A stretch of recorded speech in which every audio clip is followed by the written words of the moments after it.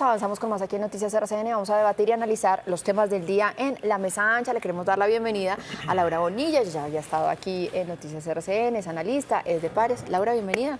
Bueno, muchas gracias. Siempre es un placer estar aquí madrugando con ustedes en la mesa ancha. Juana y Julio, buenos días. Buenos días, ¿cómo están? Bueno, Buenos días. miren, hoy vamos a hablar de todo lo que está pasando en el país y vamos a tratar de hacer un hilo conductor y son esos temas importantes, pero que quedaron un poco acéfalos, no solamente porque el presidente de la República no está acá, está en una gira en Medio Oriente, sino porque los grandes dolientes y los verdaderos dolientes en cada uno de estas carteras pues renunciaron irrevocablemente. El primer tema, la agenda legislativa, todo lo que pasa en materia política. Ayer fue aceptada la renuncia del ministro del Interior y hoy mismo están convocadas las sesiones extras en el Congreso de la República, pero además con una agenda muy ambiciosa por delante, que va a ser el gobierno nacional.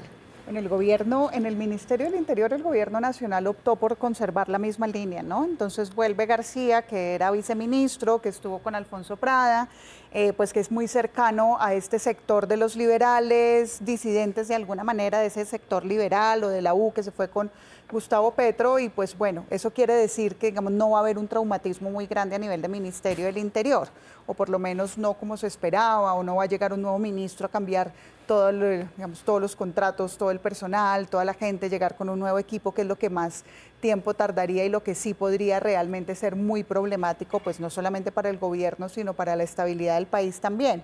Yo creo que lo que Petro va a hacer es bajar un poco el interés en la agenda legislativa como tal. Él sabe que le queda poco tiempo, obviamente pues va a tirar sus reformas, va a hacer todo lo posible para que lleguen, pero va a intentar construir un grupo político, va a intentar conservar poder político para que si no es en la próxima presidencia, él, digamos, y su proyecto progresista, pues cuenten con el apoyo legislativo suficiente para continuar el proceso de reformas. Sí, pero en medio de todo este escándalo, en medio de todo lo que está pasando en el país, que esté en todo caso un ministro, ni siquiera en propiedad, sino un ministro encargado, que no es el que se sienta en el Consejo de Ministros, que no es el que ha negociado directamente con el presidente de la República, y además con, digamos, la oposición de gran parte del Congreso justamente a estas sesiones extras.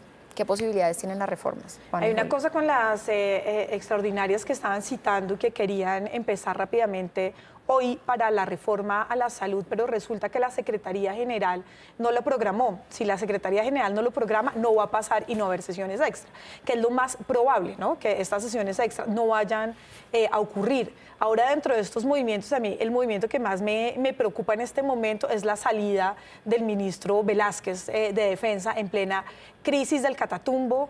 Estamos en un momento de verdad de conmoción interior, y esta salida, que al parecer es irrevocable, pues sí nos deja con una sensación de inestabilidad en un momento clave en el que lo que debería haber es estabilidad. Pero el Consejo de Ministros, él insistió que no había habido celeridad con los decretos en varias zonas del país para poder intervenir, y creo que esto jugó un papel importante en la decisión de irse de manera irrevocable en este momento tan difícil. Cristo decía, bueno, tiene margen de maniobra y ascendencia sobre el Congreso de la República. ¿Qué va a pasar entonces con la reforma a la salud, la reforma laboral? Porque es que además también se fue la ministra de Trabajo. No, se caen.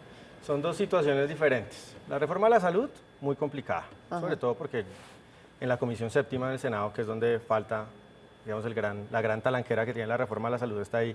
Pues si no tenía los votos el año pasado, cuando teníamos un gobierno en mejores condiciones políticas, pues difícilmente va a lograr en esta ocasión voltear a esos congresistas que ya le dijeron no a esencialmente la misma reforma, pues pasarlos al lado del sí. Difícil, y sin Cristo a bordo. Vamos a ver pues qué tal va a ser ese margen de maniobra. La laboral, yo creo que la historia es un poco distinta.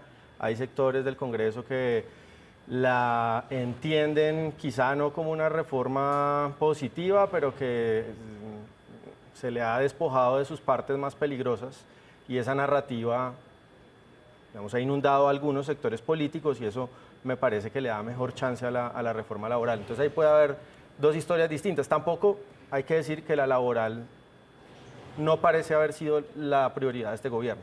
Ha sido más bien una reforma secundaria, seguramente entre otras cosas, porque lo más grueso de esa reforma, lo que más ilusionaba a las bases y a los sectores políticos del pacto histórico, pues como digamos, el hiperfortalecimiento de los grandes sindicatos, es esas partes gruesas de la reforma laboral, que sigue siendo muy mala, que sigue siendo muy dañina, pero en todo caso, esa parte gruesa, digamos que le gustaba más a los sectores cercanos al gobierno, ya no está.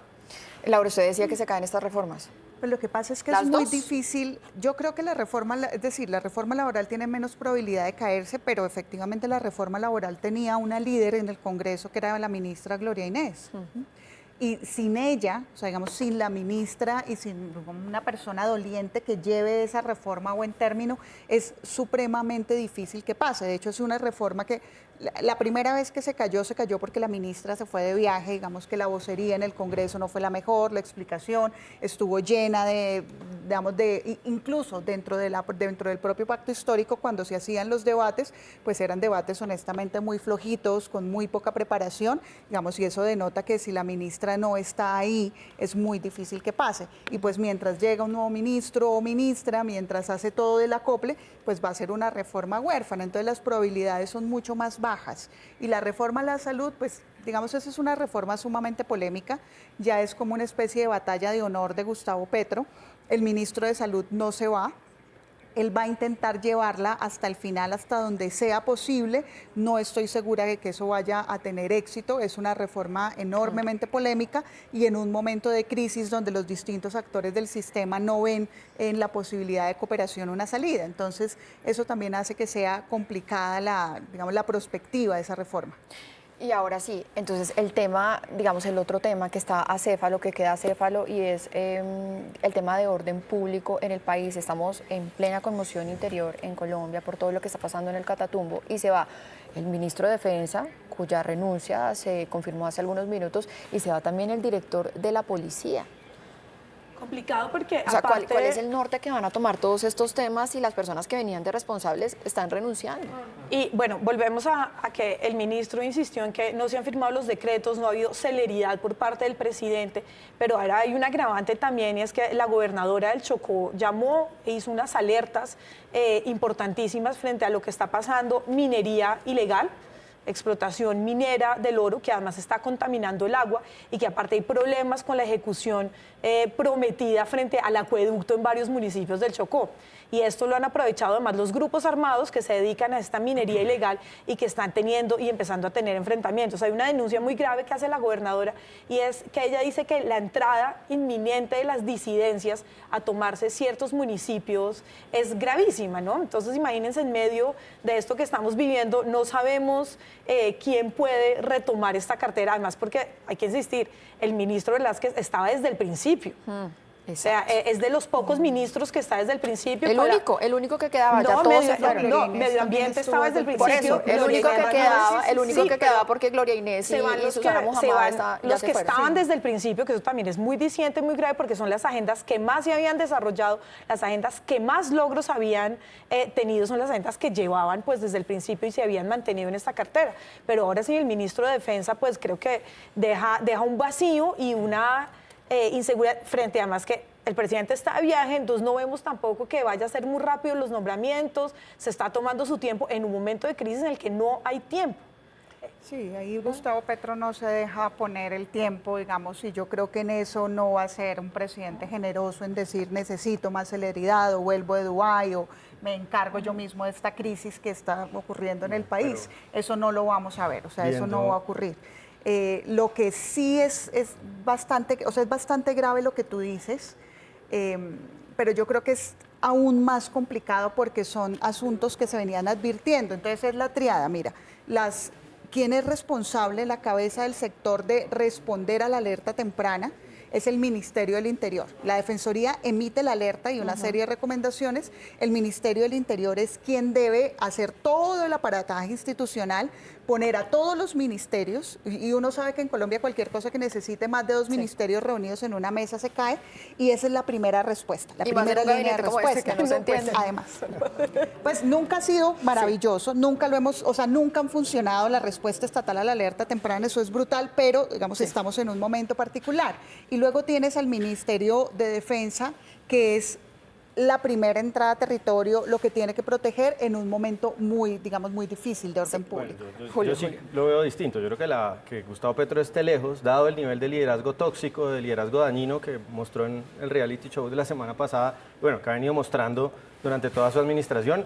No es una mala noticia que el presidente se vaya. Yo creo que puede funcionar mejor. ¿El que está al frente es entre más Armando lejos- Benedetti? ¿Y Probablemente. eso sería bueno? No, bueno no es nada, pero digamos, frente al nivel de liderazgo tóxico que genera o que tiene este presidente, quizá le va mejor al gobierno, opera mejor entre menos intervenga el presidente. Un presidente sin liderazgo que, por ejemplo, para nombrar un ejemplo, ministro que se va, ministro que comienza a denigrar de él.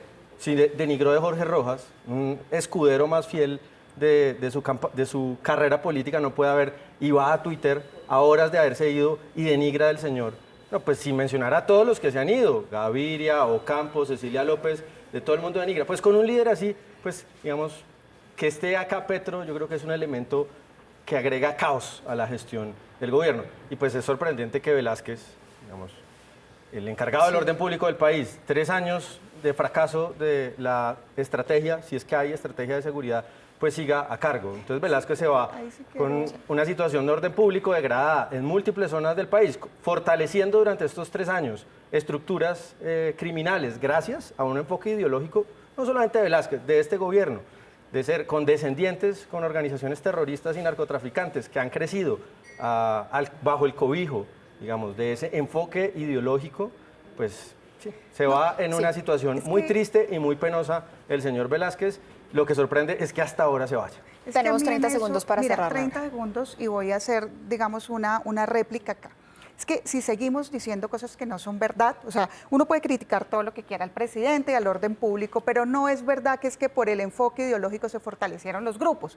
La pregunta hoy en el país, y la pusimos en el informe que ya está en todas las librerías, es la siguiente.